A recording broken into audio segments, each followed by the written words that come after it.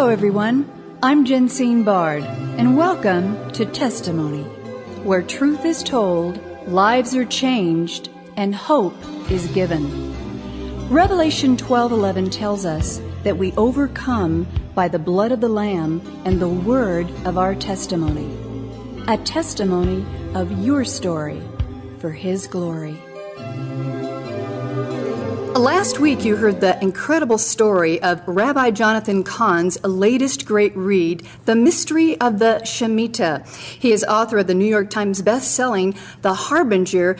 The Shemitah talks about a 3,000-year-old mystery that holds the secret of America's future, the world's future, and your future, ladies and gentlemen. We are going to get more in depth in part 2 of our conversation today. Would you welcome back to Testimony, a wonderful honor indeed, Rabbi Jonathan Cahn. Rabbi Cahn, welcome back to Testimony. Great to be with you again. Thank you. Well, Rabbi Cahn, it's an honor to be with you here at NRB in Nashville, and would you recap for our audience what we talked about last week, and then we're going to get more in depth in your latest great read, The Shemitah. Yeah, the mystery of the Shemitah is, first of all, it's a ancient mystery. It comes from Mount Sinai when Moses gives this word about the seventh year, that every seventh year was a Sabbath rest called the Shemitah, and it was an economic rest. And on the last day of the Shemitah, Elul 29, all debts are wiped out, all credits wiped out, the financial accounts are wiped clean of the nation.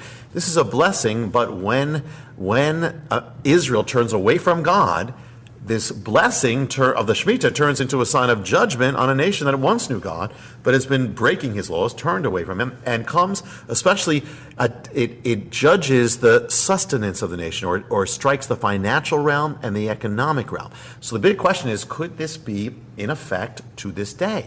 God is the same yesterday, today, and forever. Could He be using this sign, this pattern, and as a sign of judgment concerning not only that we are in America now and we're watching a great falling away, and even in Western civilization. So could this thing kick in? Well, the amazing answer is this has been in effect. This mystery has been affecting our lives, our pocketbooks, our bank accounts, our future, our jobs. Has been from the moment we were born. It determines the exact times of the rise and fall of Wall Street, the rise and fall of the economy, as we touched on last week, the rise and fall of nations, even America. When the Shemitah comes, it can, if the conditions are right, it can mean gigantic shifts in world history. The rise of America or the fall of America coming up. And this is so precise, it gives exact dates. And this is also the key of end-time prophecy and so much more. So we are now approaching a year of the Shemitah, so I believe we need to be aware of this. And it's not being dogmatic that God has to do something when we think He does. But we need to be prepared. This is really an amazing mystery that even when I wrote The Harbinger is when it kind of began, but I didn't know how big it was. I had a feeling it was big, but I didn't know that. And I put something in The Harbinger where the prophet is speaking to the man Noriel, and Noriel asks him, is this mystery just basically after 9/11, or does this go back and forward? Does this go on? And the prophet answers, well, that's not for now, because I had a sense that it was going to be for another time. Well, now's the other time, and now we're in the Shemitah. So it is so big, so really stunningly exact. So tell us, what is the mystery of the towers that you talk about in your book? Well, in the Bible, there's a link between the rising of towers and the rising of kingdoms or nations or powers. You see it in the Hebrew. The Hebrew word for tower is migdal. That comes from the Hebrew word gadal, which means greatness, magnifying. It could also mean pride. And so the thing is that you see this from Babylon. The tower goes up, and they said we want to become great and all this. Well, interesting thing. In the year 1870, the first skyscraper goes up in the world. It goes up on American soil. For the first time, America is the highest secular tower on earth. Before it was Europe. So it goes up. Within 1 year of that tower going up, America rises as the strongest economic power on earth. The American age begins. And America will continue to build these highest towers as it rises in power. But the thing is, the interesting thing, because a tower speaks of rising, but the word Shemitah can mean the fall. A tower can speak of glory, but the Shemitah speaks of humbling a nation. So here's the thing. In 1945, when America reaches its height as in the world of relative power, they conceive a tower that's going to represent America's greatness. The tower is called the World Trade Center, conceived in 1945. 1945 is the year of the Shemitah. The tower is begun in 1966. 1966 is the year of the Shemitah. The tower is built for 7 years of the Shemitah. The tower is finished in 1973. 1973 is the year of the Shemitah. The towers are destroyed in 2001. 2001 is the year of the Shemitah. And what the warning is that, we can say we're rising and rising, but the thing is that the Shemitah says, but if you do this without God, if you depart from God, then you're not gonna be this great power, that you'll be humbled. And if the rising of a tower foreshadowed the rise of America, what does the fall of a tower foreshadow? That's the warning. So we are watching. It's a warning of the ending of the American age. You cannot.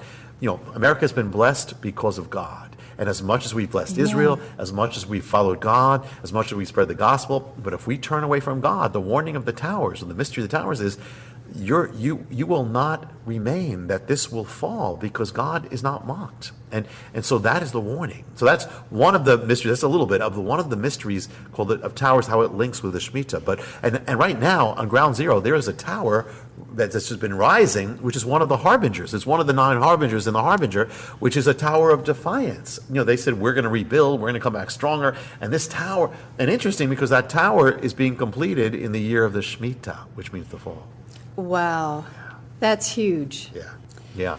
And this mystery, of the Shemitah, has been intensifying in the last 2 cycles. I'll give you an example. Speaking of towers, 2001, as the Shemitah reaches its peak last week, this is the time of wipeout. That 9/11 happens during the peak, at the very climax of the Shemitah.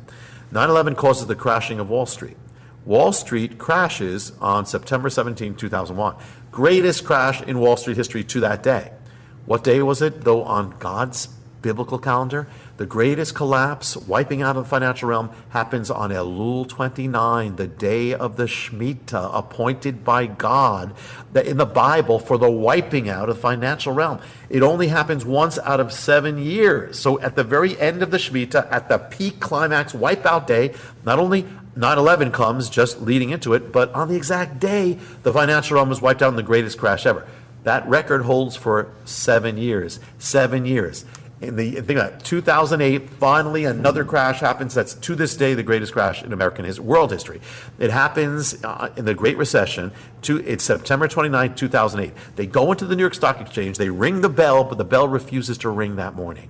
They take it as a sign. That day comes the greatest crash ever in history. When does that take place?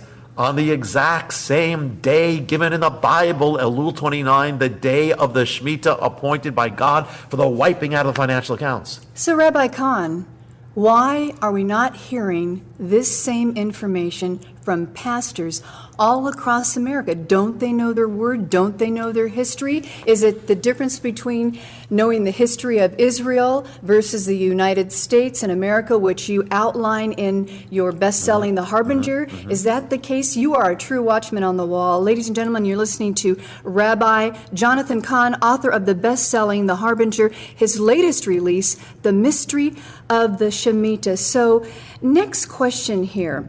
What is the mystery that you talk about in your book of the sevens? Well, 7 is the number of the Shemitah, number one. Secondly, that greatest crash in 2008 happens on that key day of the 7th. So that's number one. So this is the 7th. It ushers in the 7th month. It's the peak of the 7th year, all these things. On that day, I said Wall Street crashes. Well, how much was wiped out of Wall Street? 7% was wiped out on the day of the 7th. In 2001, how much was wiped out? On the same day of the 7th, 7% was wiped out of Wall Street. How many points were wiped out on the day of the greatest crash? 777 was the number that appeared on the New York Stock Exchange on the last moment. And if you take that moment of 777, 4 o'clock, September 29, 2008, and go back 7 years, 7 days, and 7 hours. Look what happens. Go back 7 years. It takes you to the other greatest crash, 7 Hebrew years. To the day, to the hour, to the minute, to the second, to the closing bell of the 2001 crash. Exactly 7 biblical Hebrew years, to the second. Then what happens if you go back 7 days from that?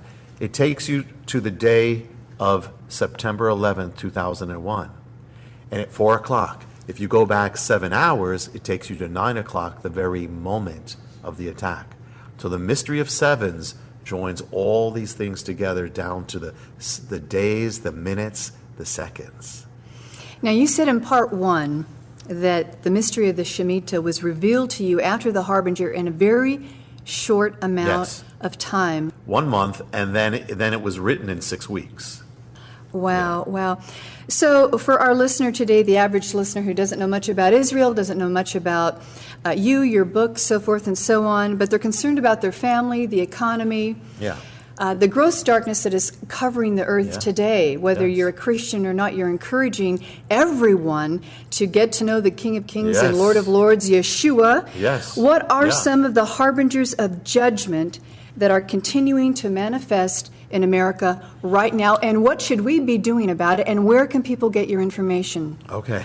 Well, that's a loaded question. That's a lot. Okay. First of all, I'll say it this way.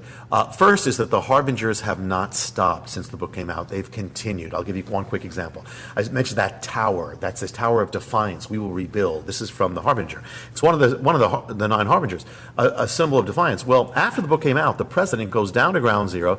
They show him a beam that's going to be the highest beam on the tower. They say, inscribe words on it. He can put anything he wants. What he puts on it, he writes in American prose the ancient vow of judgment of Isaiah 9:10 that pronounces judgment on the nation. It's the highest words in America is going to crown that tower. That's somewhere. Secondly, there's another harbinger. I'll just give you a quick example. It's called the 7th harbinger. It's the tree of hope. It's this Erez tree that was planted on ground zero to replace this sycamore. It's all in the harbinger, but it's a sign of judgment. But this tree was supposed to be the tree representing, hey, we're coming back stronger. Look, this tree is growing and we're going to be strong. Well, one of the signs of judgment in the Bible is the withering away of a tree. That tree of hope, the 7th harbinger, has been withering away at ground zero, withering away. And then finally, it was destroyed last spring on a Hebrew holy day. And that night, it was destroyed. That night came the first blood moon of that. When people look about the blood moons. So the harbingers are continuing. I'll just give you a quick example of that. But we are right now in the year of the Shemitah. And so what I would say is that I'm not being dogmatic that it has to. I do give dates in the book, but I believe there's a great shaking coming no matter what. It may come at these times, which is generally pointing to September of this coming year, if it follows that pattern. Main thing, though, I can give into all the details and financial stuff and getting ready, but the most important thing is get right with God. Everything that can be shaken will be shaken. But the one who trusts in the Lord and has his life right in God will not be shaken. So get ready. If you're not saved, get saved. If you are saved, get right. Whatever you have to do, get more right, and God will protect you. Amen. Thank you, Rabbi Jonathan Cahn. How can people get in touch with your ministry? Well, first they get in touch with the ministry. Just remember, Hope of the World is the ministry. So it's simply hopeoftheworld.org. They'll send you all sorts of stuff. And to get the Harbinger or the Mystery of the Shemitah, it's available everywhere, online, offline. You can get it now. Everywhere, it's there. Rabbi Jonathan Cahn, thank you so much for being with us on Testimony. May God continue to bless your amazing work as a watchman on the wall for Israel, for our country, our nation, and all peoples everywhere. God bless you. Thank you so much, and you keep up the great, wonderful work that you're doing. Thank you. Testimony is a global broadcast made possible by the generous contributions of our valued partners at Jensine Bard Ministries and you, our listening audience. Together, we are reaching souls for Christ, one testimony at a time. If you would like information on how you can support this broadcast with your tax-deductible gift, please visit us at jensinebard.com. That's one word, JENSINEBARD.com. And join the conversation at our Facebook page, Testimony with Jensine Bard. Thank you for listening, and please join us again for Testimony.